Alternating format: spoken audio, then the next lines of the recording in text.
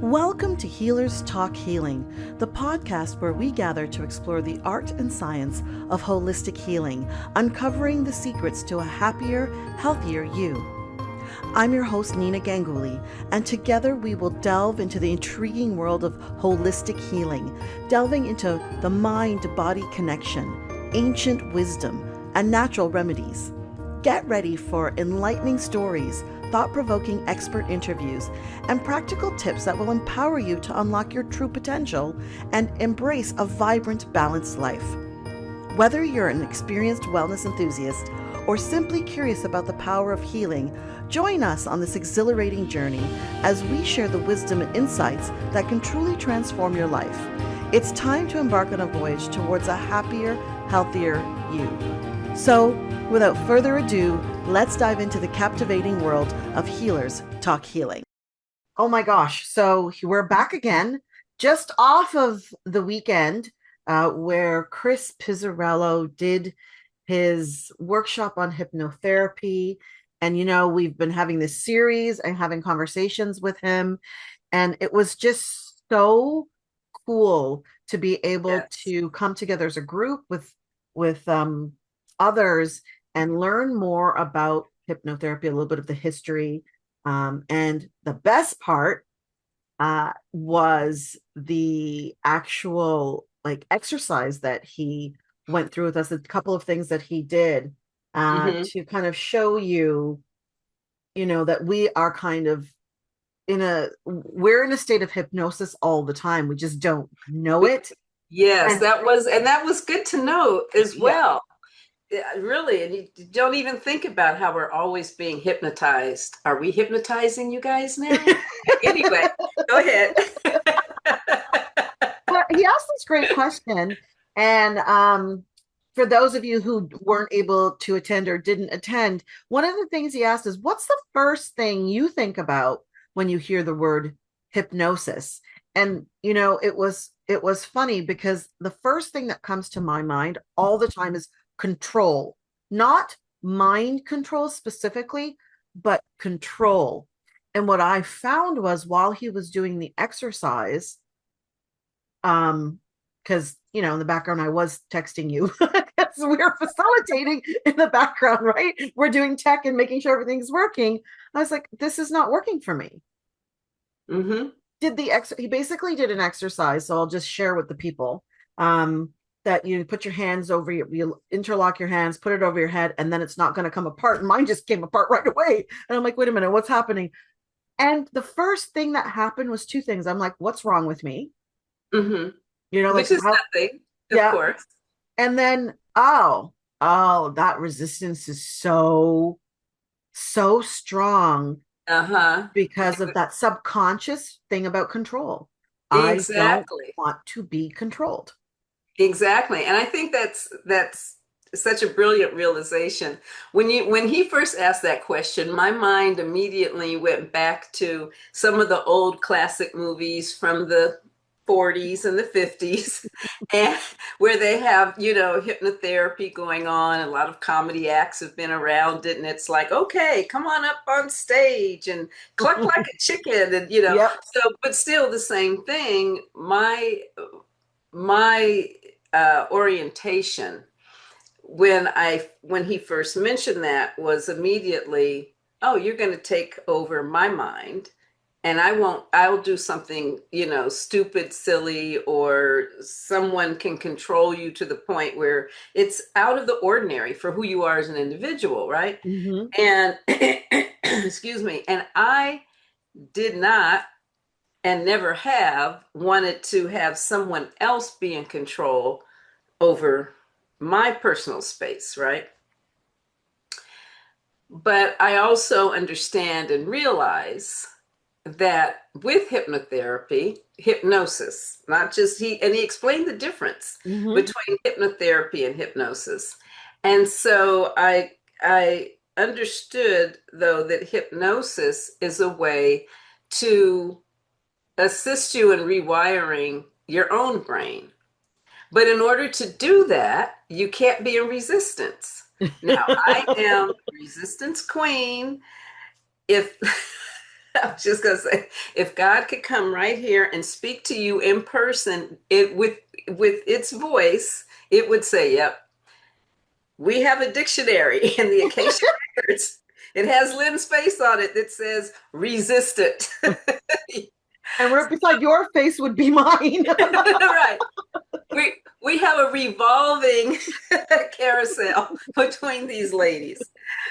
But the one thing I have learned for myself is that in the act of hypnosis, when you trust the person, and that's a huge part of Mm-hmm. it, you do have to trust the person who's doing the hypnosis. And when you trust them, then you're able to relax and just let yourself go, and then you can, follow what's going on. So from my experience, as soon as he went through the interlocking hands and, taking them behind your head, I'm like, oh, this works phenomenally well.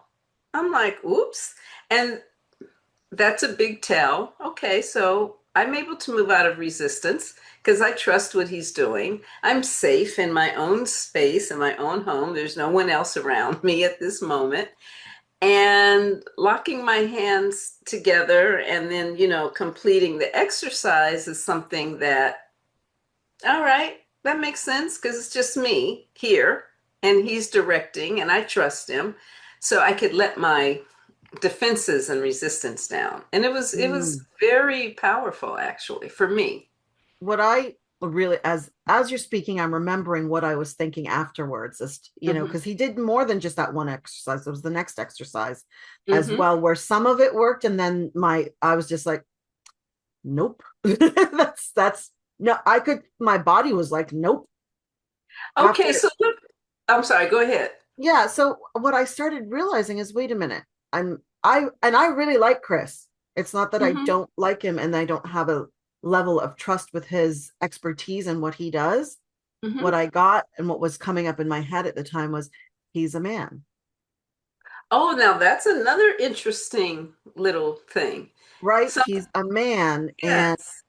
uh, you know, I have been controlled for many years of my Uh, life by a man, by his hmm.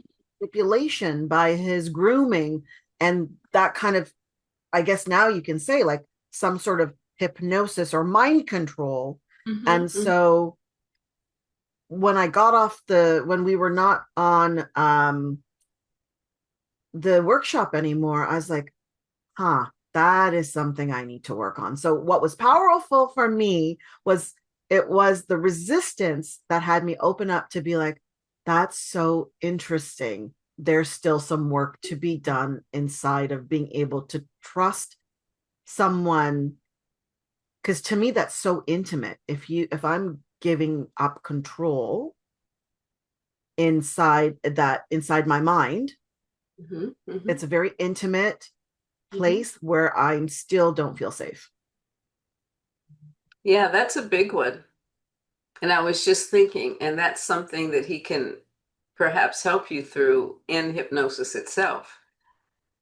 The interesting aspect of that is if you did allow that, Mm.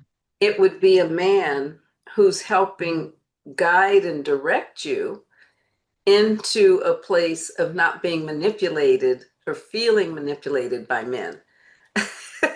You see what I'm saying? It's so funny You that you're know? saying that, because I Yeah. can see how that's impacted um the relationship with my husband, Hmm. and how, there's that there I trust him completely consciously, Yes. but subconsciously I can see where there's that still the gap. There's still a gap. Like, does Mhm. he really have my back? Like, is he just trying to make me do what he wants me to do? Like, and not like anything aside from, like, I'm just processing this as we're having Mhm. this conversation. But I know, because I have shared with him before, I said, there is a level of me that I haven't been able to access yet, to have 1,000%. There's no more than 100, I know, but 1,000% Hmm. safety. Hmm. That's pretty powerful. It's a great realization. And obviously, it's the next thing that you will personally be Yeah, working you know on me. Now I and better working see it. through. Yes, I can't yes. unsee it. I have that same experience in reference to men in other aspects. But I found, and I really do understand that in this process, and going through it yesterday with Mm, Chris, is that my largest challenge at this moment is being able to not be in a place of stress and mm, anxiousness, and because of personal and professional, so many different situations that need to be handled, that are transitioning, that are shifting, that are moving in all these different places. And part of my discovery was, oh, you have been in flight and fight mode for the past year. mm-hmm. Longer than that, but really for the past year, it has been heightened. All right, what's next?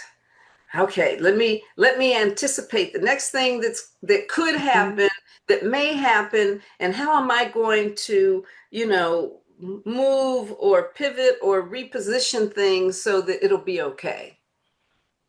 And always being in a place of the future instead of being present. Always Mm, thinking about, okay, because my mom at this time is going through her own change and transition, and my godmother, I received a call, and she's not doing very well. In fact, after this podcast, I will have to rush over to the lab with her, and so it's always, oh, what's okay, and what is that going to show? What are the results going to show? How can we determine this so we can stop that? And doing that kind of, that's part of what I call my own monkey brain, right? Not mhm. being present, but always with what's happening in the future. What do I need to do to just be present and move out of the anxiousness, the stress that brings on? I like the fact he said something about um, his teacher saying that we think stress affects the body, but the body mental stress affects the body. And he said it's the body that really tells the mind that we're stressed, because the Mm-hmm. mind doesn't know what it's doing. The mind cannot oversee itself. Yeah, yeah. I thought Think it it was can. interesting too. Yeah, I did. I was like, Think oh, that. that's fascinating. I loved the participants, what they had shared and what they were getting out of it. I think it was fantastic. Um, Hmm. and I just I think that most people don't think about hypnosis to help them with stress. It's true. They don't. It's not the thing we talk about for stress. We talk about breaking habitual patterns, which is important, absolutely. Hmm. And there's been a lot of conversations with the other podcast, that series that we've done with Chris, and we've talked a lot about pattern interruption or creating new patterns. But one of Hmm. the things that we didn't touch upon as much was how you can use hypnosis to help with stress, because it helps you to get into a more relaxed state. And he talked a lot about the Yeah. different waves, or theta waves, beta waves. I think it was their gamma was in there, and I can't remember the Gamma other. waves. Uh-huh. Beta, theta, gamma. And there was one other one, which now it's not coming to me, but yes. I can't remember either, but I think I have never thought about, if I'm living in a stressful environment, or the environment around me is causing me stress, Hmm. to work with someone who can help adjust the frequency Hmm. that we're operating in. Because what he was saying is, we operate at a higher frequency, and hypnosis brings it to a lower frequency. I can't remember, or if it's the opposite, but he It's the mentioned opposite. like that. We often operate at a lower frequency, and hypnosis takes us to a higher frequency. Okay. And so what's interesting is you're right. When we're in an environment where there's stress, then hypnosis can assist us in being able to um, be in a place of recognizing how we can shift even our perspective in terms of what's happening in that environment. And what I realize, even as you're speaking now and from yesterday, is that for me, that level of stress always comes from what do I need to solve or resolve next? Mm-hmm. So it's a pattern of everything is good, honestly. There's, it's flowing along and it's going to flow how it's going to flow, but I'm always looking for, okay, but where can it be corrected? Where can it be better? Where can it be resolved? And so because that's part of my mental pattern, it Mm-hmm. keeps me in a heightened state of stress when there are actually circumstances that are unfavorable Mm-hmm. happening and going on. Okay. Mm-hmm. Um, and so I'm sure a lot of people experience it's a projection, the Right. projected what's going to happen next syndrome. So Yes. as opposed to, okay, I'm in it right now, the fire alarm's gone off. This is a high stress situation. You just handle it. You do what you need to do in that moment, right? Mm-hmm. But I'm already thinking, oh, what would happen if the alarm goes off? Do I have this together and that together? And oh, how can I make it not happen? Oh, I'm going to make sure that I have some clothes right by me if I have to run out real quick. If I'm, it's, Yep, I get that. I think we all have a version of that running in the background. Like, hmm I feel mine is also the same way. I call it risk mitigation. I'm always in risk mitigation mode. Okay, well, if this person acts this way and then this happens that way, and then okay, how do I see? The thing is, my brain goes to how do I help people avoid pain? that makes sense. And that's stressful because you can't. You can't. You know what I Right. mean? Right. I'm not in charge of how they avoid it, but I know it's a trauma response. I know that pattern was created when I was very young, hmm and it is what causes me the most stress. And you and I have lots of personal conversations, and a lot of times you have to remind me you're not in control of that. And I'm like, don't, but I want to be. Exactly, exactly. Well, we do have what I call a matching picture with that. In other words, what our perception and pictures are of how the world should run and should be, they match in different ways, and that is one of the ways in which we have Yeah. And that there's a thing, matching right? Like I've picture. heard this so much is like we're just shooting ourselves all over the place. Exactly. They should be like this, they should be like that. And I get in the end that's about us and having ourselves feel our nervous systems feel relaxed. And I think that's where hypnosis can be such a valuable tool that I didn't even think about. I've been thinking, hmm somatic work and breath work and all of the different body works.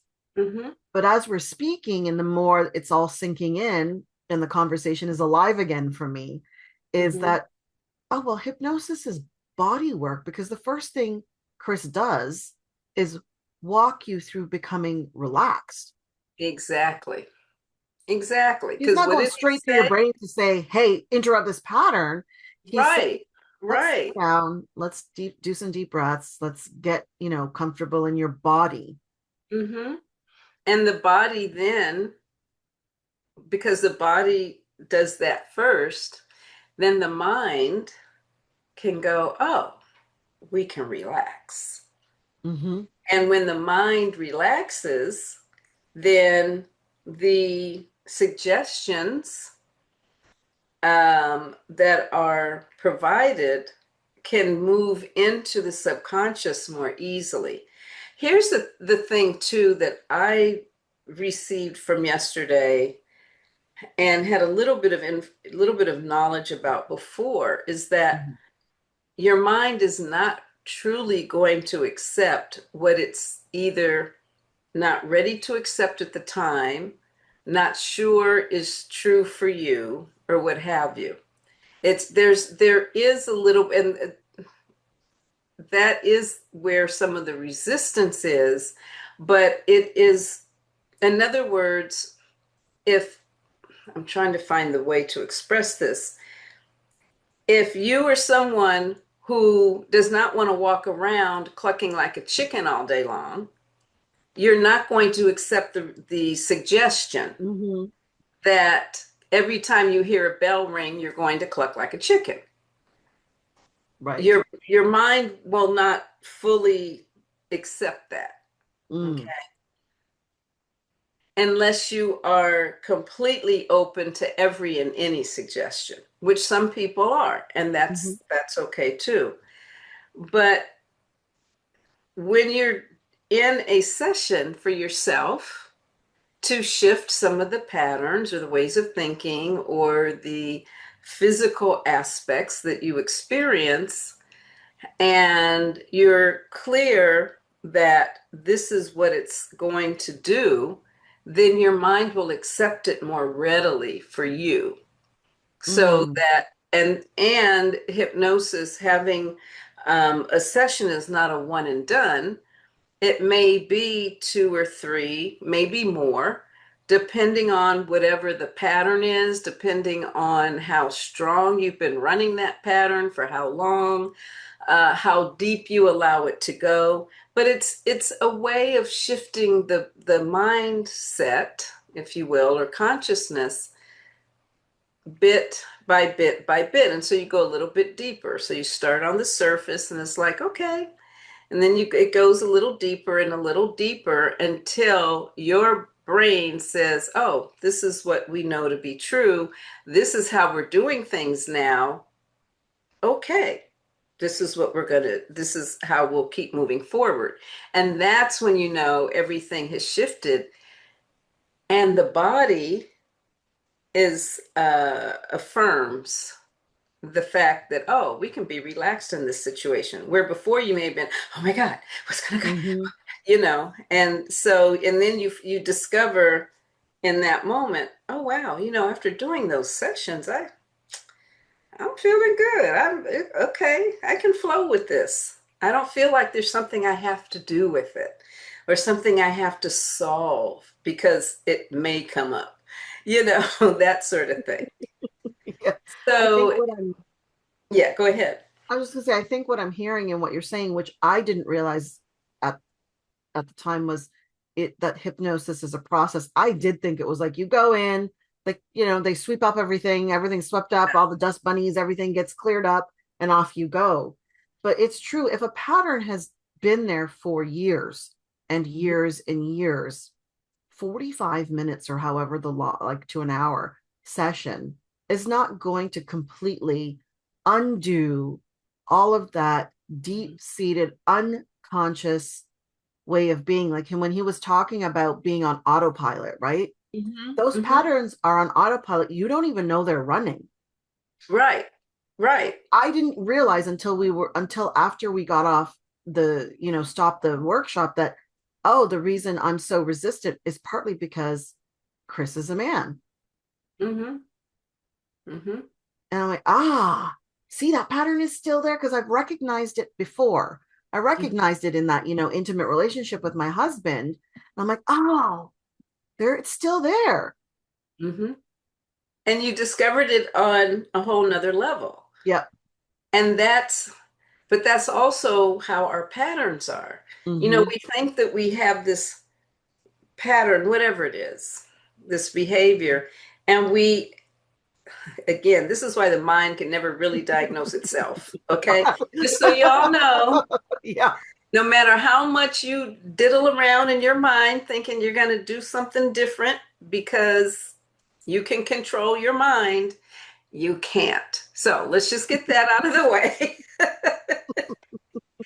And okay, so what you're speaking of is so poignant because we all have these patterns and these ways of being, and driving our own selves crazy, if you Mm-hmm. will, because it's not about anyone else, right? It's just about us. It's all about me. Um, it's due to a continuum of experiences for long periods of time, the more deep-seated patterns for long periods of time, by watching it, by hearing it, by having situations and circumstances come up that we've lived through that keep validating it. And then it becomes validated again. And then we see it over there and it's happening again. And we see it over here and over. And so then we move into a place of going, oh, yeah, this must be reality and it must be true. Mm-hmm. And then you meet someone else that doesn't have that context at all, that think and is at a level of awareness that's different from our level of awareness. And it's like, well, how can they be happy all the time? What are they doing? You know, I'm a good Mm-hmm. person that you know that I'm not doing, because every time I see them, they're hey, and yeah, okay. So what's going on? What's going on is your experiences and your situations have validated your patterns that, again, may be driving you crazy. They have their own patterns that drive them crazy, different from yours. Mm-hmm. But the ones that drive you crazy don't drive them crazy. And so to you, it looks like, oh, they're doing great. They're how can I be like that? And vice versa. What's driving them crazy doesn't drive you crazy. Nonetheless, all of these deep-seated patterns have been, the groove, if you will, in the record has been made Mm-hmm. deeper and deeper and deeper. And it does go around in a circle and deeper. And here's another experience. And here's another person who's gone through it. Here's another validation. Oh, here's another validation. Oh, yeah, I see that. Here's something else going on. Yeah, see, that's why that situation could be handled this way. And so it drives that needle where that groove is so deep. One session, okay, one session of that deepness will get you maybe about here, maybe. You still got to Mm-hmm. get through all those, that the other Yeah. stuff that has created it. But when you do get to the surface of it, and you've been able to repattern the way that your mind is thinking, the way that your subconscious is on autopilot, and the way that you behave. What's interesting is, with the subconscious being the autopilot, the way that you are even doing things in your physical body, the discomfort that you feel, I don't feel, wow, you know what? I don't have that little clicky thing in my hip. Mm-hmm. Mm-hmm. It seems Yeah. to be gone. Oh, wow, my neck is, that's so much better and lighter.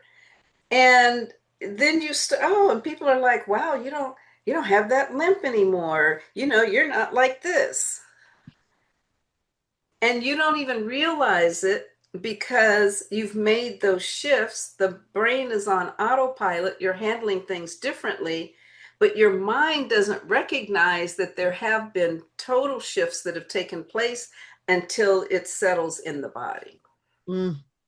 And Yeah. that's the reason why Chris's teacher said, the mind does not tell the body. The body is what uh, uh, lets the mind know, oh, there's a problem.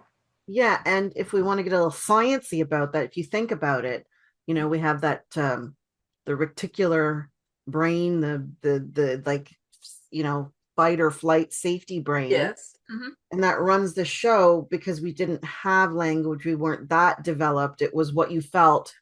Right. Your body was giving you those signals. And then your brain was like, oh, danger, danger, danger, Hmm. and danger for us in these modern times are things like, what is stressing you out? What are your worries? They're high level brain functions, but they're a high level thought process, but your brain, it's like the toddler is running the show for the adult, Yeah.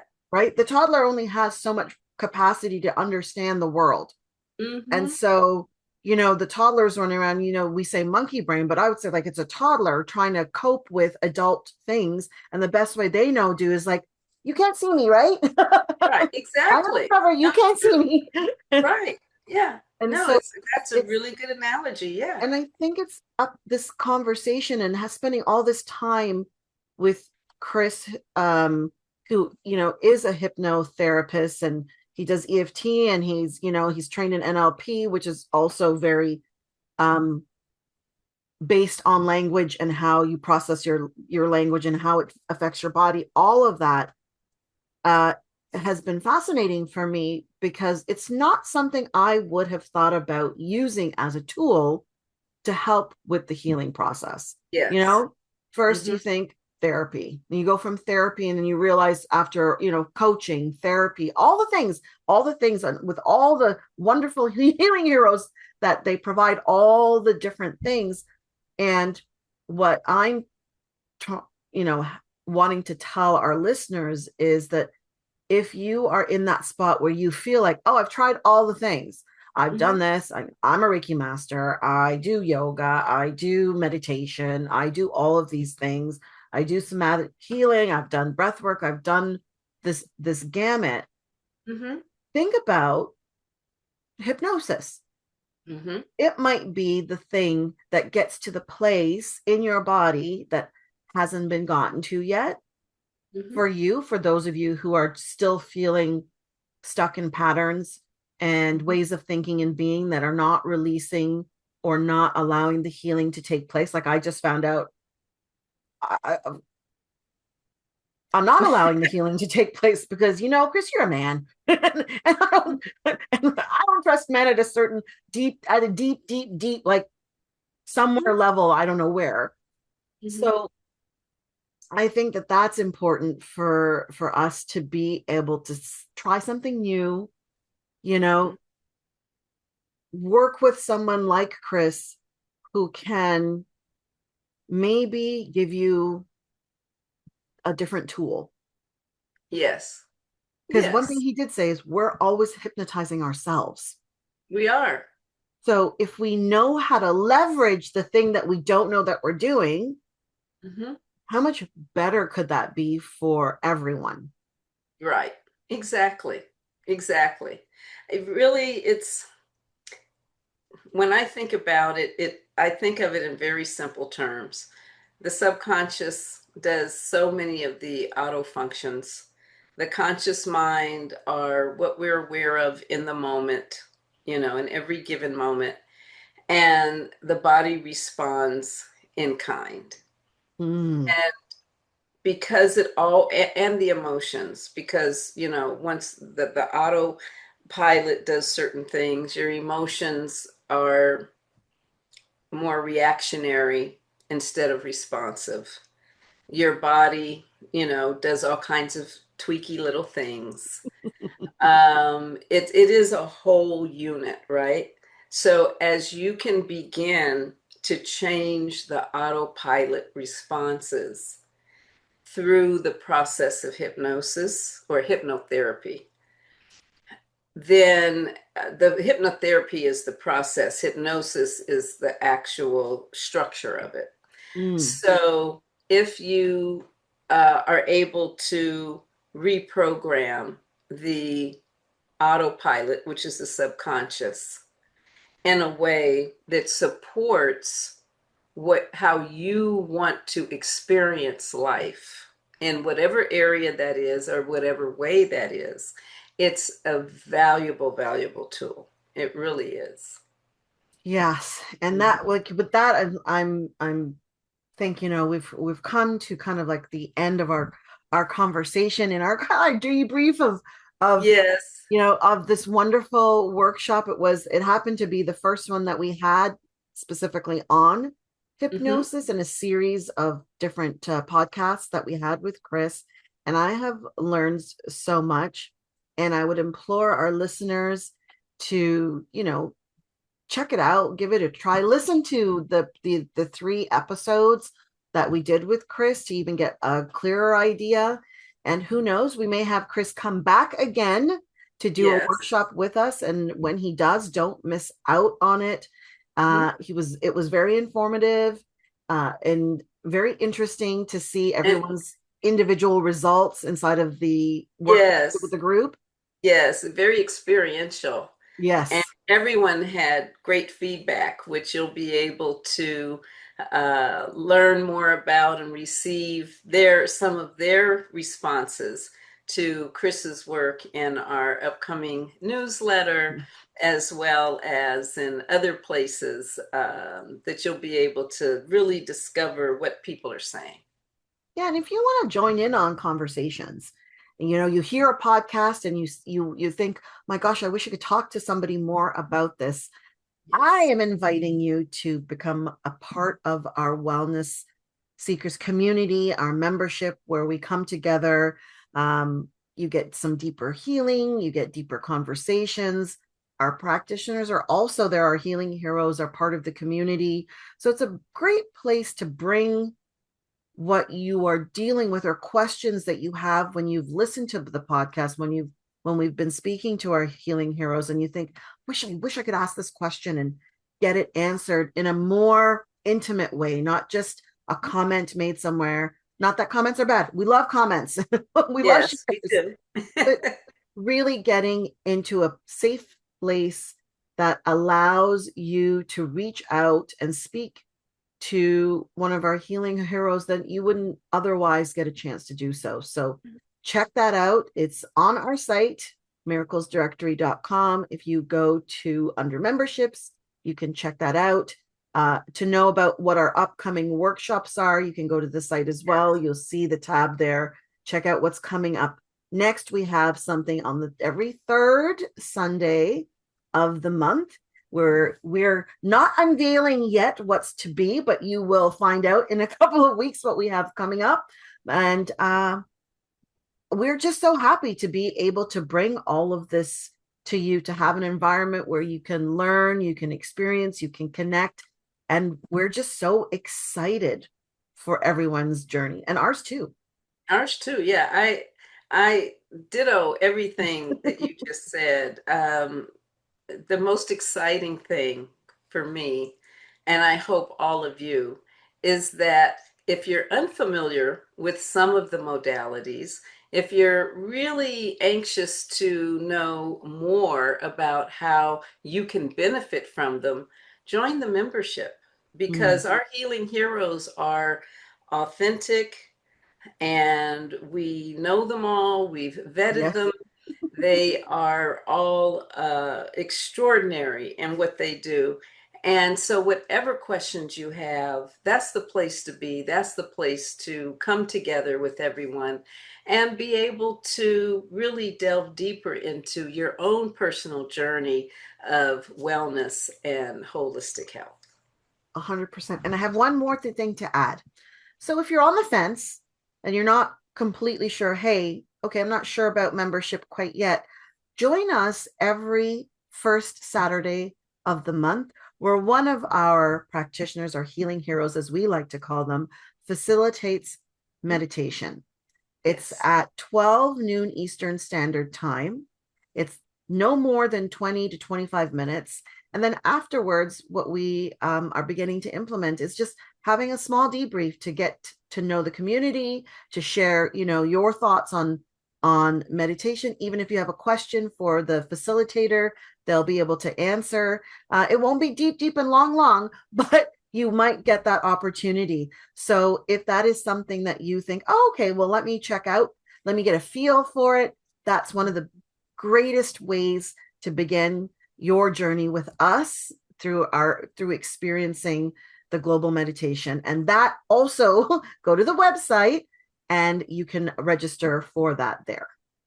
Yes, absolutely.